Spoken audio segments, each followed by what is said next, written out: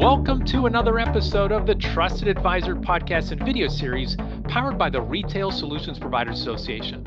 Our goal on the pod is to accelerate the success of today's and tomorrow's leaders in the retail IT industry. I'm Jim Roddy, back with you again. Thank you so much for joining us.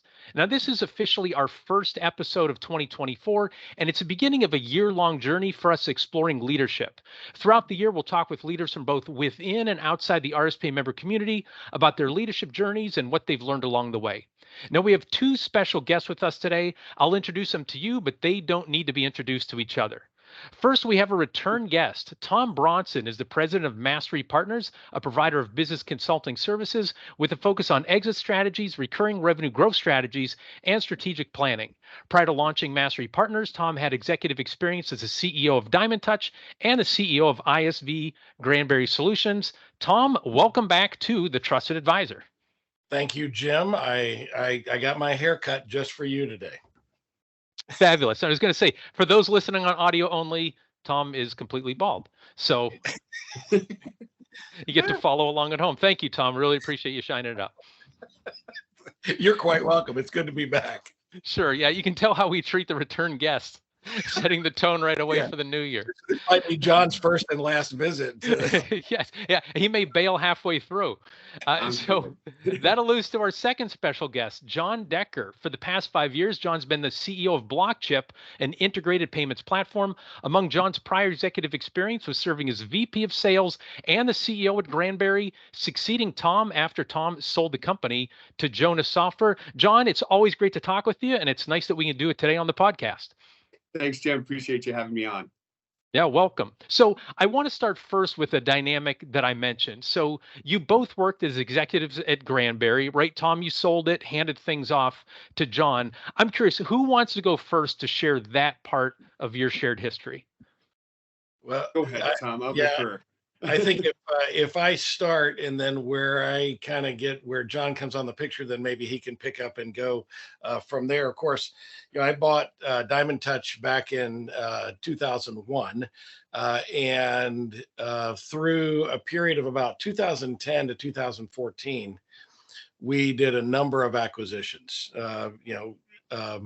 Vastly grew the business by adding other companies like Firefly and VitalLink and Let's Get and Sales Builder and just a number of different applications as we were working to build that recurring revenue. And but I had at the beginning ultimate responsibility for sales. And I knew that running a company and being responsible for any department is also sometimes a challenge, especially in a business that was growing as rapidly as our business was growing. So we had a couple of fits and starts with various sales managers or sales VPs that just weren't a great cultural fit for us. And so, geez, Jon, I'm trying to remember when it was. It was sometime probably 2015, 2016, that I don't even there. Yeah. That I went to a meeting up in Denver. Jon had been responsible for the team responsible for the Granbury business at Mercury. And he and I had grown a great relationship together back and forth. I mean, we did some pretty incredible things in the payment space. That Jon really was my inside guy there at Mercury. And so I'd been invited to participate in a meeting at Mercury, and I sat down with the then CEO and I said, hey, I'd like to poach Jon from you. I'd like to bring him on to my company. And of course, I didn't do that without taking Jon out for a round of golf and joining his beautiful wife. He really sold me on his golf game. That's what he did. Well, I made him feel so sorry for me that, man, you got to do something, right? And so I brought Jon in kind of to unify our team. I wanted to bring the same leadership that he had exhibited at Mercury into the Granbury team. And so that's where Jon picked up. Let me just give a couple more points, and then I'll let Jon start from that point and go forward. But when I when I finally sold Granbury, and it was not just me, we had a team of investors. We had a number of people who were stakeholders in the business. When we sold Granbury to Jonas Software, which is part of the Constellation group out of Canada, publicly traded company there. One of the things I knew when we were selling to them was that I was not going forward. I didn't have anything against them. It was really more about me, which was, as I sat with their team, I said, they asked me what role I wanted to play going forward. And I said, you didn't think I was going to be a part of this deal, because the last time I sold one of my companies to a publicly traded company and I went to work for them, I discovered two things about myself. Number one, I think I'm a pretty decent CEO, and that opinion has not changed. But number two, I'm a terrible employee. If I'm not calling the shots, I am really not good. And so I looked right at the CEO of Jonas at the time, and I said, so if you're telling me that you're about to retire, and I knew that that wasn't the case, he was about 15 years my junior, then I'm happy to have that conversation. But otherwise, I've got a team in place that can take over, pick up, not miss any beats, and the business will continue to roll forward. And that's when Jon was named the CEO of then the Granbury Group, and it got broken up over time to other things. So, Jon, I'll let you chime in on that, Jon. Yeah, no, I appreciate that. So yeah, like Tom said, I was at Mercury Payment Systems. I was director of partnerships. I had a team of like 10 guys underneath me. But really, me and Tom just kept on talking and just kept on working together, and we had that really good bond that, you have that trust where you can give input. And, from a Mercury standpoint, it was a little different back then, is that I wasn't, we weren't just talking business advice. We're just talking overall everything, right? What's going on with the company. Tom was giving me insights on everything on my side. I was trying to give him insight on his side and trying to see, what's the best path forward. And so when Mercury got bought, I called up Tom too and said, Tom, I don't know what I'm going to do, but I don't think I'm long for this world. and when it's just, just as Tom said, I had a lot of autonomy. I'm a really good boss. I'm a horrible employee, right? And that's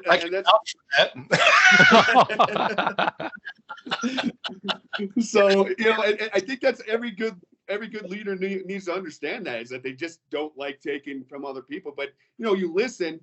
You listen, you observe, you try to learn from it. But at the end of the day, you want to be the end decision maker, right? And so when Tom said, hey, give me a second, he really didn't talk about, because we had to do it right. We had to talk to, he had to talk to Mercury first. And then it came on board, and it was great. I learned a lot of things that, I thought I knew, and was quickly corrected in the ISV space. It's always, I recommend every person that, sold credit card processing for a living needs to work at an ISV for a little bit, just to understand this is the reality of the situation, not the fantasy world that you make up with credit card world. So it was pretty good. And, I did the VP of sales, tried to unite all three divisions, but as we found, every division wanted to be their own person as well.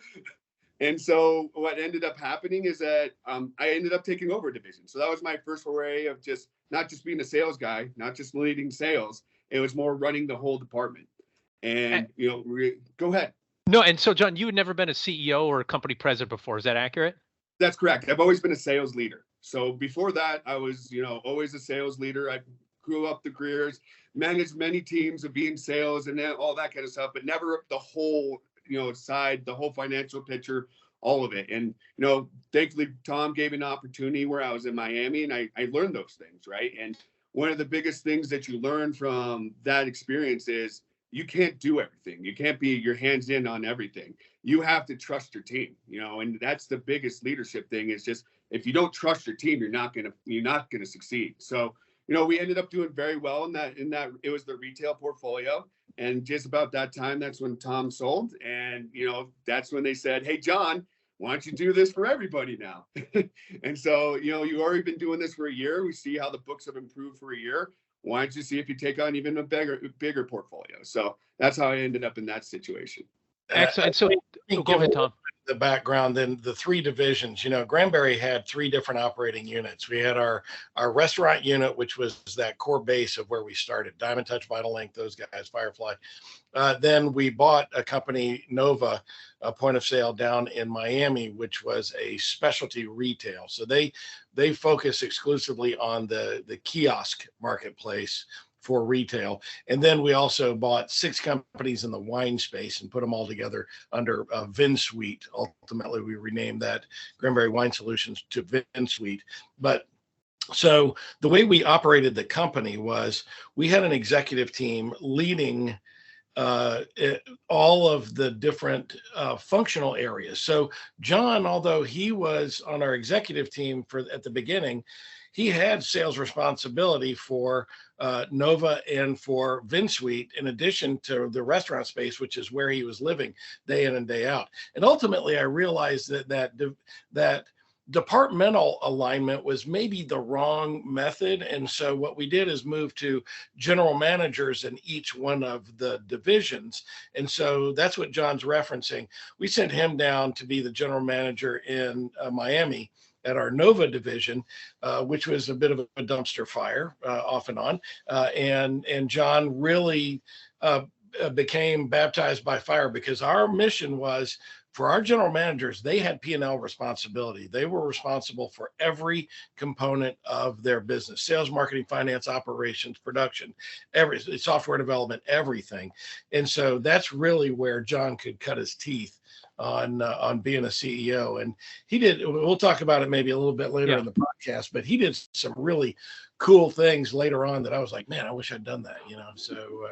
Well, let me ask you this, Tom. So like, what did you see in Jon that made you go, this is the guy who's going to succeed me? Like, what were some of the traits that you saw, or was it like an intentional thing? Like, I'm going to test everybody and see how they do it, or just the cream rise to the top? I'm just curious, because a lot of our listeners now, they're thinking, and I have some questions about delegation, but first they have to identify the right people. I'm curious how you went about identifying Jon as the right person. Well, it was really more that, I saw him every day in Dallas when we were together, and I wanted to get him out of my vision. That's what I thought it was, that's what I always thought, right? No, Jon has the ability to just inspire people. There's 2 components to running a small business. You have the management side, you have the leadership side, right? And Jon had the ability to inspire people to follow him and follow his direction. And that was something that I saw in him that really made it easy to say, hey, why don't you go down here? Because we've got a team that was doing a little bit of this, internally and externally, and Jon could unite them beyond a vision, where without sounding disparaging to Jon, his skills were very oriented toward leadership and less on management. But by going into a role like that, he learned all the management side too, of the running the numbers. And I think that he got maybe more of that over at Mercury. Although in those early days, Mercury was brilliant when it came to leadership and really developing people. Matt Taylor, just did a great job, and his predecessors, did an amazing job doing that. But Jon really got more of that management side of a small business when he went to Nova.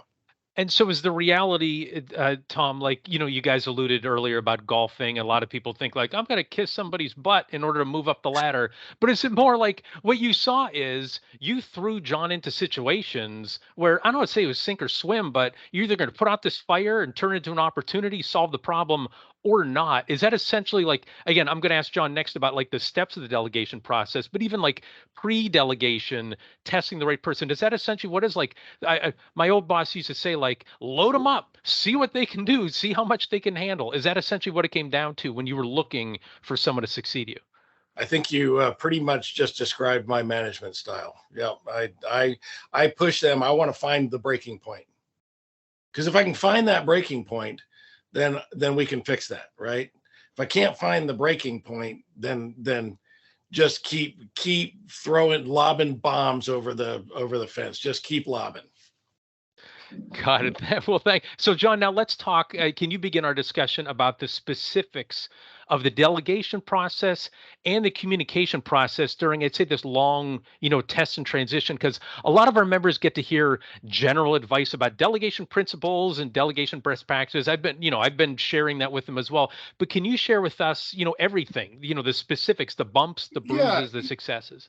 Yeah, the biggest thing is, made a comment about playing golf and kissing ass. Is like that was never been Tom and I's relationship. We've always been kind of, hey, I'm going to give you a little bit of credit, I'm going to give you a little, and just that's how you grow up, right? And the biggest thing I see when you're trying to find that next in command, and what happened is like I found my next command at Nova, and that now is currently running Granbury. They're the CEO, they're the GM of all of Granbury. They're the CEO of it right now. And so how you do that is that you got to look for somebody that you're not pulling along. I don't think Tom ever pulled anybody along and said, if you have to pull them along, then that's never going to work, right? And you guys are talking about, hey, just throw more stuff on them, throw more stuff on. To me, that's a little bit of pull along. I'm more looking for, are you taking initiative? And I think that's the biggest steps that, with me and Tom worked is I was taking initiative outside of my realm of sales, right? I was sitting down with the finance person and understanding the numbers. I was sitting down with Tom and talking about, hey, what's going on with, the installation process? How can we make this better from a sales perspective? Things that a sales guy just doesn't normally ask is I was trying to figure out and be inquisitive about it, right? Be curious. And that's the biggest thing is like you talk about those steps of delegation is I was being more curious, and there was a lot of those executive team meetings that I just wouldn't shut up. I'm sure Tom wished I would, but I was just curious. No comment. I just wouldn't shut up, and I just wanted to know every down to the detail why and make it make sense in my head, right? And that's how you get to that delegation period of just. It's not like, hey, he takes this and you take this. It's not like we're drawing the map out. It's just, well, he's already taken this, he's already running it, and then Tom's on the background going, well, maybe you should do this a little bit different, right? Or maybe you should do this a little bit more, but it's more help guide the car, not put the gas in the car, if that makes sense. Yeah, more steering as opposed to I got to push this thing up the hill on my own to get them moving. Yeah, if you have somebody that you're trying to push up the hill, they're never going to succeed you. That's never going to work. Yeah, to be clear, I think you're absolutely right, Jon. If I feel like I'm having to pull anything that I'm throwing when I'm lobbing grenades and whatnot, it's not an intentional test necessarily, but I do want to see where the breaking point is. But I only do that because I realize that person can handle more and more and more and more responsibility. And if I ever feel like I have to pull them, that's the moment I decide it's time to sever our ties, because I don't have the time, energy, intellect, patience, any of the other words you might use to describe, to pull somebody along into leadership. They either get it or they don't. Yeah, and that's go ahead, Jon. What added to a lot of my success down in Nova. Is that we had the head of support. His name is Raph, great guy. We're still friends today, still talk. Head of support, everybody discounted him totally. Didn't think he would do anything. And he came into my office and just said, "I want to know everything. I want to know how to do all this stuff." And he just constantly came in and said, "All right, this is the guy." And so I just kept on working with him. I kept on promoting. And by the time, like the last 3 months before we left, when Granbury, because I knew that was going to happen, I pretty much did zero when it came to Nova stuff. Raph was handling all of it, and I was just reviewing it. And you think it was only 3 months? Yeah, if you talk to Raph, he'll probably say it was 9 or 10. But I was just reviewing everything. I'm texting Raph right now. I want to find out. But I guess if we can zoom out here for a second, there's almost a thing of when you're looking at your team and you zoom out, if you have just say 20 people on your team and you're going, man, I don't have anybody who's showing this great initiative, you're going to be in some trouble. Like you've got to have not that every single one of your employees is going to be the CEO or has the initiative to do that, but you better hire for initiative and really look for that, or else you're going to be in trouble because everybody's got to change. Everybody has to adapt.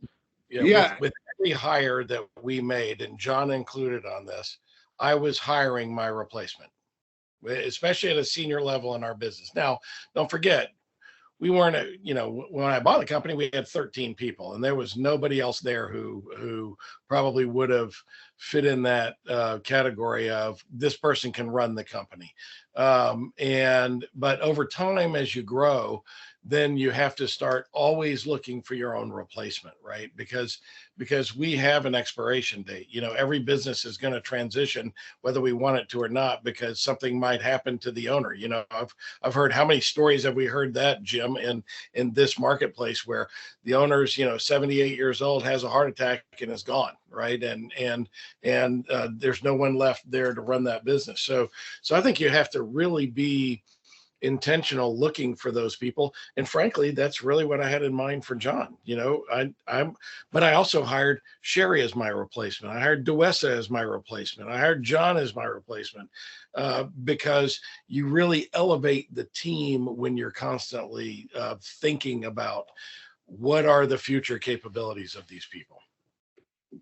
And Jim, when you talk about hiring people, and I can echo exactly what Tom is saying, my two biggest principles I've always said over and over is attitude and effort. I can teach everything else. I can't teach attitude and effort. And if they don't have the right attitude and they don't have the effort, and it's one thing to say, hey, I really want to be a CEO. I want to be a CEO. But it's another thing, you have to put forth the effort, right? You have to actually learn. You have to go through the steps. You have to go and actually put forth effort. Actions speak louder than words, right? And it doesn't always work out. There's been times in my career that I've hired on attitude and effort. I remember a sales guy at Granbury that had the best attitude, the best effort, and just didn't have the talent, right? But it takes a little bit of time to figure that out and figure out if they have the talent to actually do it or have the smarts to actually understand it. And you hope you can teach them, and you can hope you can get them through those hurdles.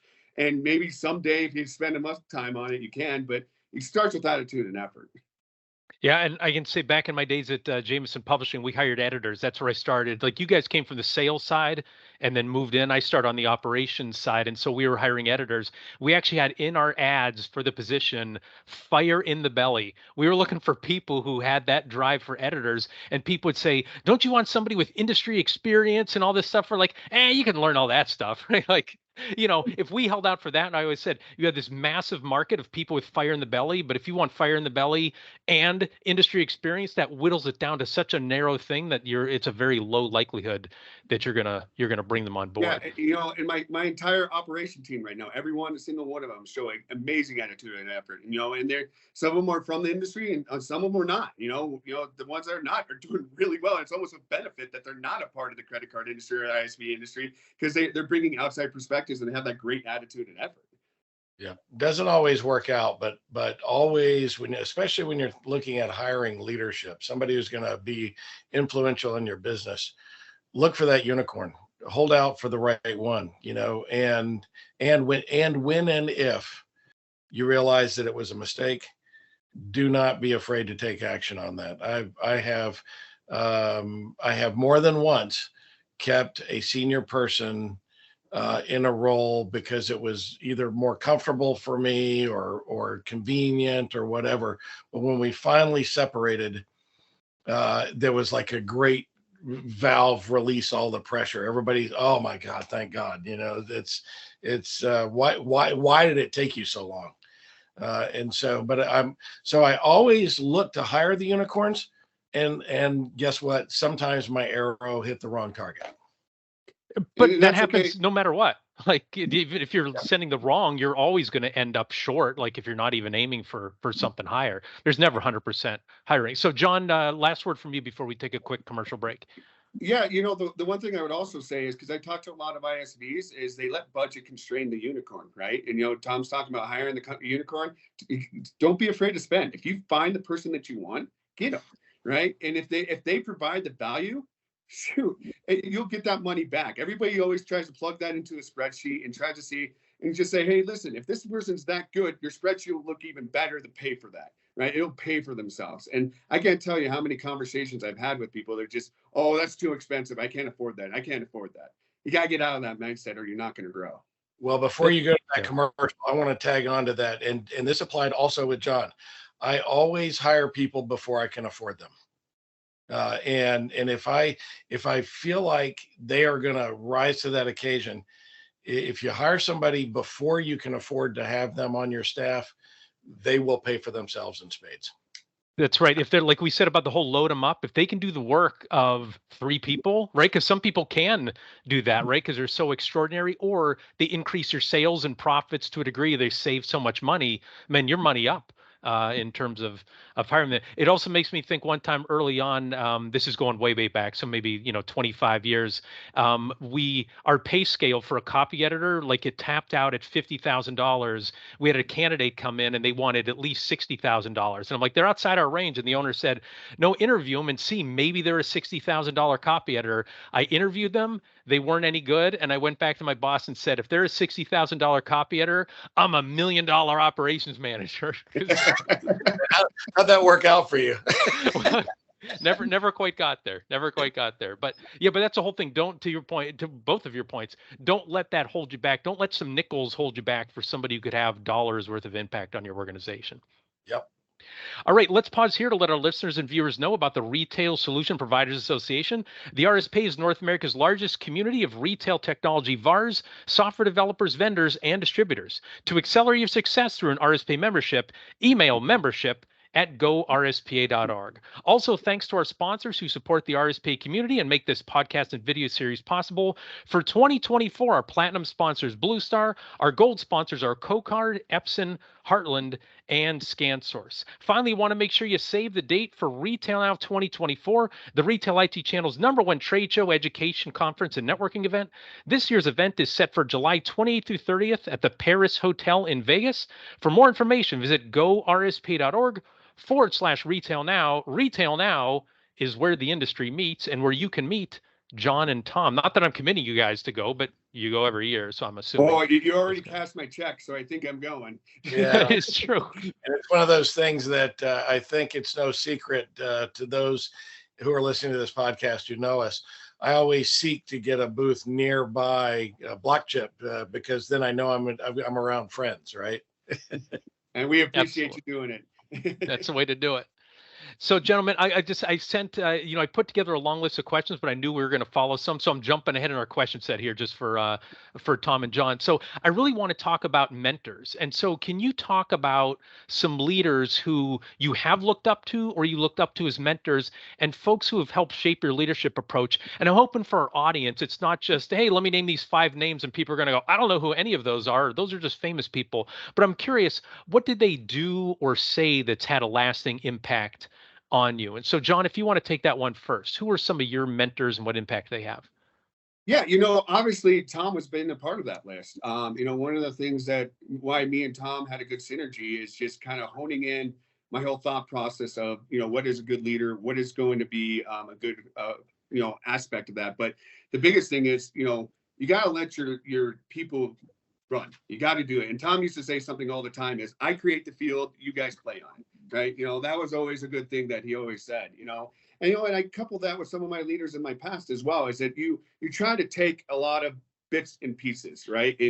Have that trust factor. I had a leader that was really big in me when I was younger, in my younger days, is that you're only as good as your word. And, that shaped my entire career as a salesperson, because you work with salespeople that'll lie, cheat, and steal to get their sales. And I've always prided myself as I do what I say what I do. And I could contribute that to a lot of my mentors in the past, right?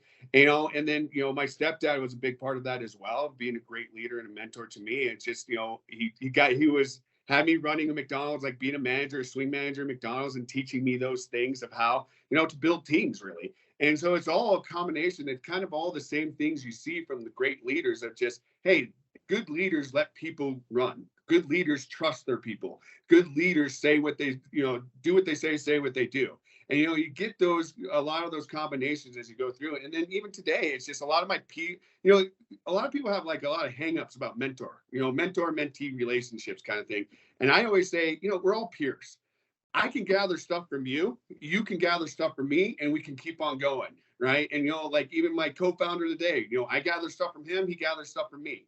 We just keep on evolving. We keep on growing. And it's not just a mentor and a mentee relationship. It's everybody's just trying to learn the best practice moving forward.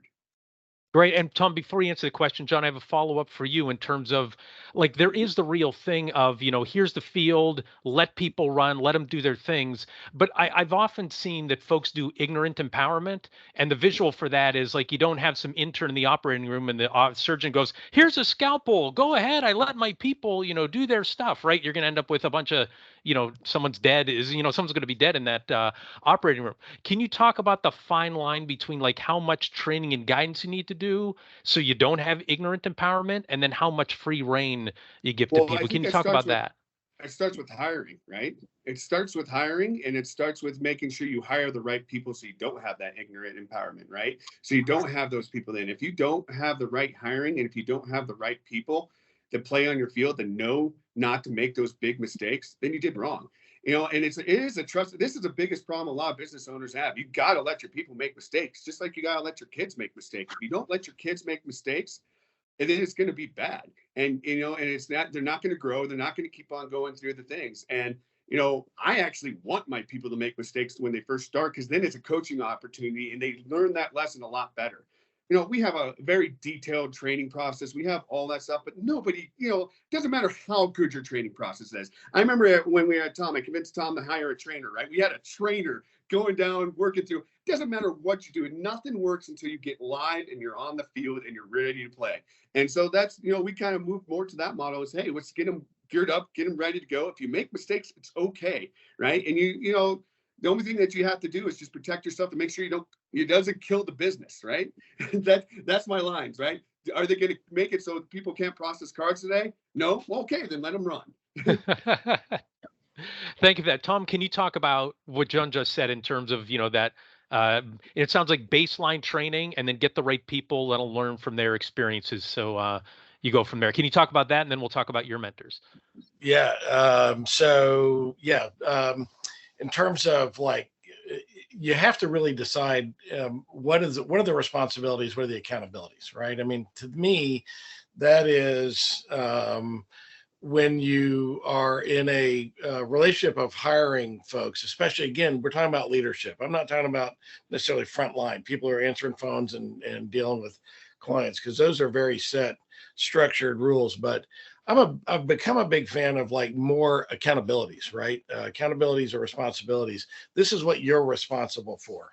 And then if you can get out of the way and let them do their job, then it almost always turns out, I guarantee it'll turn out differently than what you expected. And it'll probably be better than what you expected, right? In terms of that. And so, yeah, you have to really document processes. You really have to make sure that you've got a solid bulletproof approach to whether it's sales or even, product development. And so I think those things are really important. In terms of mentoring, though, mine might be an old school thought on this. To me, a mentor-mentee relationship is a very intentional thing. And throughout the years, I have been blessed to have some really amazing mentors, and I'd tick off all the names for you, and everybody listening would go, who? Because they wouldn't know any of these people, right? I mean, it starts with my dad, right? My dad was a businessman, and I worked for him early in my career. And I discovered, it's stated just a little differently than what Jon did. When you hire somebody to go do something, give them enough rope. This is the way my dad said it, probably not appropriate today. Give them enough rope to go hang themselves, but not to hang the company. Right. And so let them go out and make those mistakes. So Dad was a great mentor to me. I think back to the days that my brother and I were managers in his business. And it was a dealership. It was doing medical distribution. And we would take my dad some crazy ideas. And his answer was always the same. Well, that sounds interesting. Why don't you give that a try? He never said, I tried that 12 times before. You can't do that. It was always, I find that's interesting. Why don't you give that a try? And I really learned there that you get out of the people's way, right? Because it didn't until later in life. My dad died 25 years ago this month when this podcast is released. And I didn't realize this until almost close to his death. And that was, I was telling him how much I appreciated that mentorship that he gave me, and some of the lessons that I'd learned, and that was one of them. And he said, that it was really a lesson for him as well, because he thought that some of our ideas were the stupidest things he never heard in his life, but we pulled them off. And he said, at first it frustrated me that you guys were able to do things that I was not able to do. But then I realized, holy cow, you guys can do so much more. I've laid a foundation and now you guys can do more. And he said, I hope you learn from that the people that you hire, if you get out of their way, they're going to take you in directions that you would never expect. And another one of my great mentors, he's also passed away. I guess to be one of my mentors, you have to be dead now. And so was Pat Kelly. When we sold our company to PSS World Medical back in 97, 98 timeframe, I had gone to work in a senior leadership role, and that's when I discovered I'm really a better CEO than I am an employee. But nonetheless, Pat Kelly, the CEO of that parent company, was very much a mentor to me. He sat me down one day and he said, how's it going? And I said, I think it's going pretty good, Pat. What do you think? He said, I think you're too indecisive. I said, oh, really? Why do you think that? He said, because you're not making enough mistakes. I said, what do you mean? I said, I'm fully vetting. I'm trying to understand. I'm considering all angles, and I'm trying to make the right decision every time. He goes, yeah. He said, we didn't get to where we are by making the right decision every time. He said, if you're not making, Bronson, if I charge you to make 3 bad decisions out of every 10, not intentionally, but make 3 bad ones, because that tells me that you're moving at the pace that I want you to move. Yeah. And guess what? We took that company to $1 billion, right? And he was absolutely right. Don't be afraid to make mistakes. And more importantly, to the people listening to this podcast, if you're a business owner, please don't be afraid to let your people make mistakes, because that's the only way that they can learn.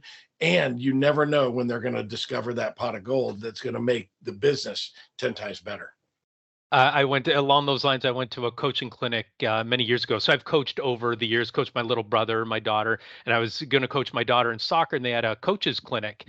And I thought to myself, like, oh, I don't need much instruction to coach, 5 and 6 years old, and I've done this before, but I'm like, I'm going to go anyway and see what I can learn. Only a handful of folks were there, and it was a soccer coach for a local college, and he sat down and said to them, hey, let me ask you this. Did you guys play soccer growing up? And most of them were like, no. And he said, well, would you play football? And they're like, yeah. How'd you learn to throw a football? He said, did somebody come out here and talk to you about throwing a football? And they're like, no, we went out and throw a football. Yes, keep that in mind. Make sure you're giving the kids the ball to kick, right? As opposed to pulling the ball away and you showing them how to do it and you just doing it all the time. And I translate that to business in terms of, I guess, tying in with what you said, Tom, like, here's a field, go play with the ball. And if you're doing it wrong, I'll be able to guide you. But if you're just sitting on the sidelines, there's nothing I can coach you on with that at all. So along that line, let me just add this is my favorite story where I learned a great leadership lesson from an unexpected source. And it was my daughter, my middle daughter. Our family skis, some families play basketball.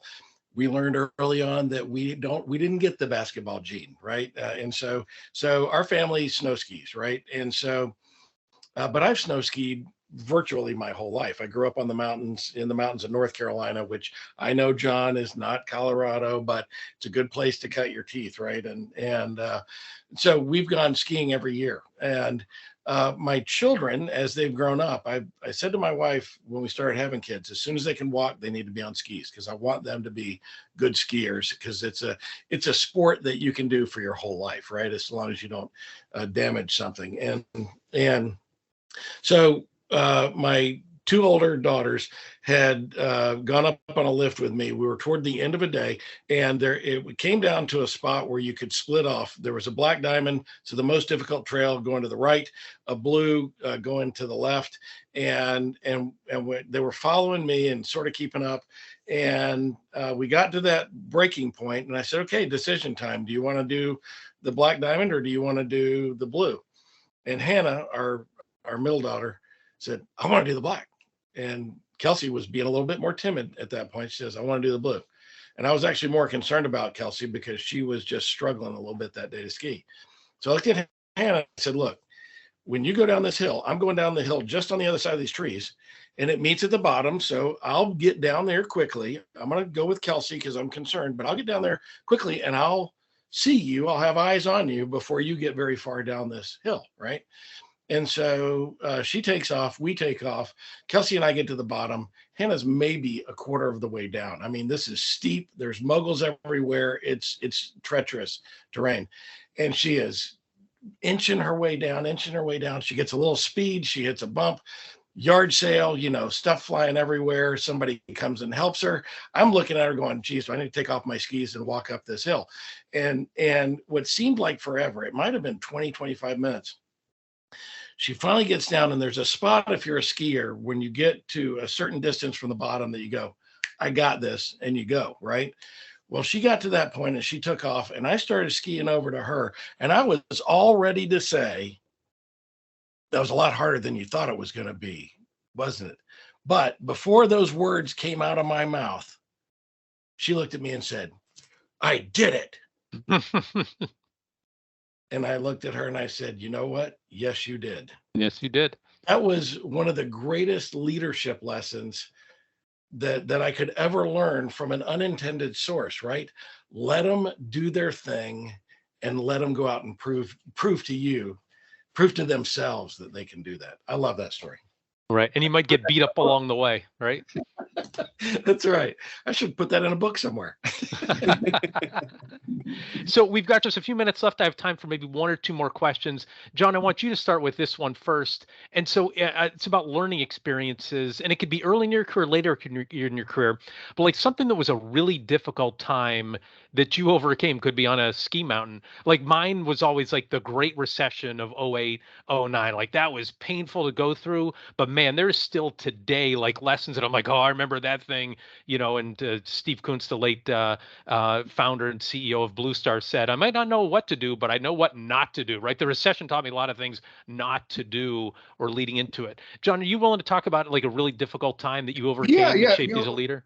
Yeah, you know what? A real difficult time for me is that, I was always really good at like taking tests, and I was really good at school and stuff like that. I wasn't a really good student though, right? And what happens is when you get to college is, in high school, you can get away with that, right? You can just go in, not study, take the test, get A's, not worry about it, right? And then when you get into college, all of a sudden that gets a little more challenging. So I actually, the first time around in college, I actually flunked out, right? So I left college and I learned. And what the biggest learning experience I had during that situation is, it does take effort. You can't just coast by.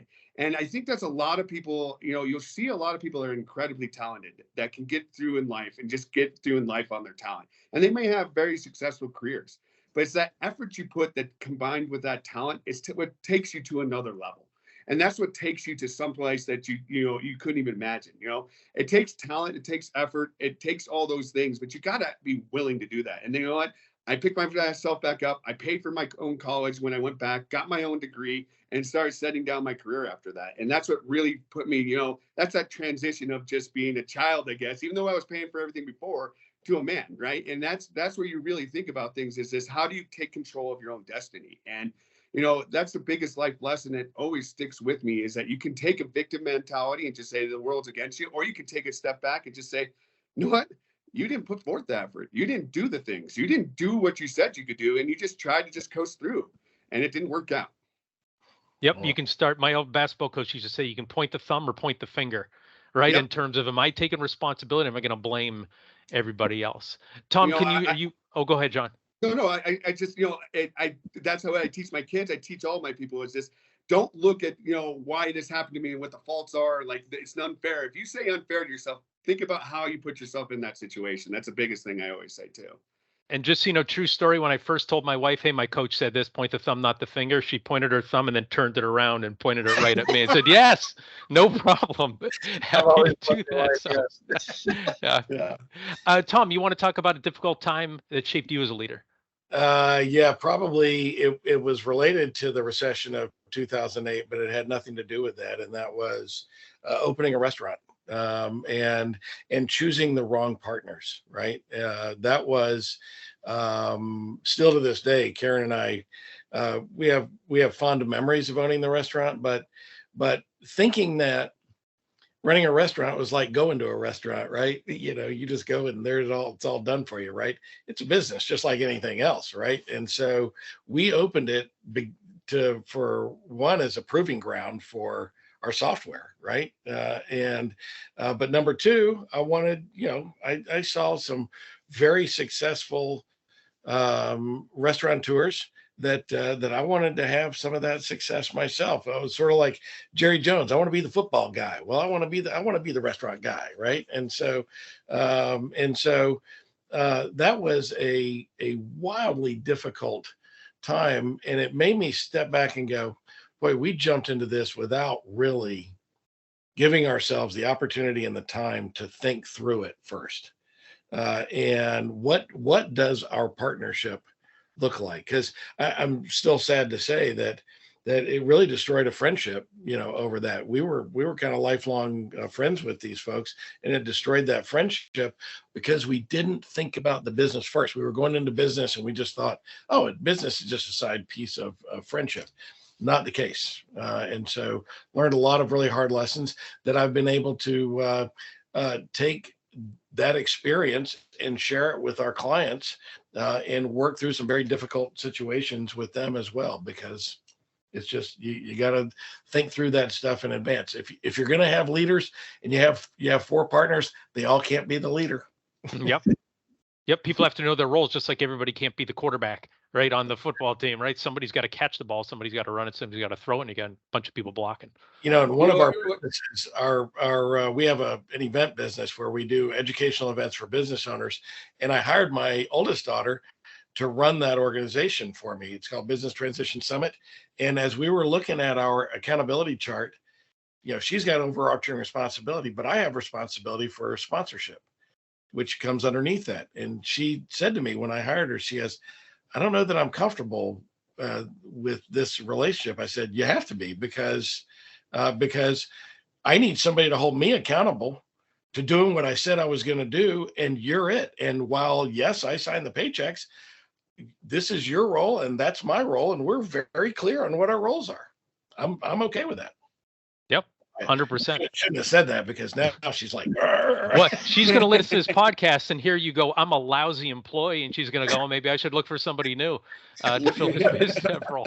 They're not very good. She already knows that. You know what, Tom, you forgot to tell the best lesson that you learned from running a restaurant is you only open up a restaurant if you sell pizza and beer in a college town. That's it. That's the number one restaurant with the Yeah. We sold pizza. We didn't sell beer. We weren't in a college town. I only had one, It takes the 3. That's what I've learned, is because I've had, especially at Granbury, we had the pizza business, right? And you would have some horrible pizza that would do outstanding numbers just because they're in a college town and they sold beer. Yeah. Yes, exactly. Yeah, the competence is not required, but being in the right place at the right time, right, and serving people what they need, that's it. So we're almost out of time. If you guys can handle this one quickly, I'm curious, because we've alluded to a couple of times, like, I'm a terrible employee, I'm a good CEO. But there is a time, and I learned this from one of my coworkers who was in the Air Force, and he was the commandant of their leadership academy, and he was really big on followership, right? The best leaders at times have to follow their people and follow other people. Jon, can you take that first, and then Tom, you can wrap us up. Can you talk about the importance of, at times, being a follower as well, and having to maybe report to your daughter, report to somebody, right, who's holding you accountable? You just can't be like, hey, I got this title, I'm above everybody. Can you talk about that? Well, I think the first and foremost is that I never even say, like, when my people say, hey, you're the boss, you make the decision, I always combat that. The first thing I always do is say, whoa. We're all running this company together. We're always trying to figure out what the best way to go forward is, right? When I say I'm a terrible employee, a good CEO, I think the biggest thing is that I could see the trees and make a decision. And that's what you need to do a lot of times, is just make that decision. But you allow your team to help you make that decision. And that's where that follower and that leadership comes from, is that if you are following all your people and you're allowing them to make decisions and allowing them, you're just the one saying, yep, that's the right one, then you're doing a great job as a leader. If you're just standing up and saying, hey, we should just go this way and that's it, that's no way, you're going to fail right off the bat. Right. And so I would say I'm following every one of my employees, asking them for their input, asking my board for their input. Everybody has a boss, right? No matter where you're at, even if it's your customer can be your boss as well. And so you learn how to take that great input, and your job is just to synthesize that to a great response, right? Yeah, I've gotten away from I'm going to go get buy-in and convincing this person as opposed to I'm going to bring this idea to you and let's help me shape this idea, right? Instead of me just trying to convince you, Yeah, let's I can't shape it tell you how many together. times I said, "Hey guys, this is the problem." When I already have a solution in my head, I said, "Here's the problem. What do you guys think?" And they help me make even a better solution. There's going to be some times where you're going to say, "Well, what about this?" Because you're going to have to do that, but you're allowing them to kind of shape that and get their buy-in. Excellent. Tom, what's your take on followership? Real quickly, I've come to realize I'm a big fan of Gino Wickman's Traction, where he outlines the entrepreneurial operating system. You have visionaries, you have integrators, and then you have the people who execute, right? Get the work done. And I know I am neither of these two. I'm a visionary. I can cast a vision all day long, but vision without execution, that's hallucination, right? That's Peter Drucker. But I need somebody to translate my vision into an action plan. And I've got people in my businesses that do that. Kelsey is one of those. Kim is one of those. Dave is one of those. And then we've got people who actually go out and do the work. And what I realize is that I learn from them because I can cast a vision of what we want to create, and they always make it better, right?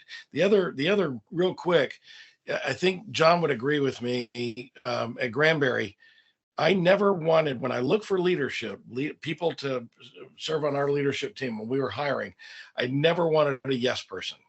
If somebody agreed with me in all things, we are not going anywhere with this business, right? And so I didn't need that. In fact, I wanted disagreement, and I think we had plenty of it, right? And people were not shy about that. But because we get that healthy disagreement and we're combative and passionate, but once we agree, we go out and do whatever it is that we agreed to execute on, then I think that is way helpful in any type of a business. Look for other opinions.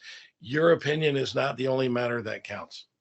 And I 100% agree with Tom. That's how it was in those board meetings. And, one of the funniest stories I have about Mercury is when I left Mercury, my former boss said, "Well, Jon, what am I going to do? Nobody else is going to disagree with me in my meetings anymore."